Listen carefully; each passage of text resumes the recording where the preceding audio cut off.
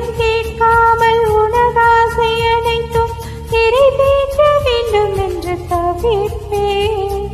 போகின்றேன் என நீ பல நூறு முறைகள் விடை பெற்றும் போகாமல் இருப்பாய். சரியென்று உன்னை போகச் சொல்லி கதவோரம் நானும் நிற்க சிரிப்பாய். கதவோரம் நானும் நிற்க சிரிப்பாய். காட்டிக் கொடுக்கிறதே கண்ணே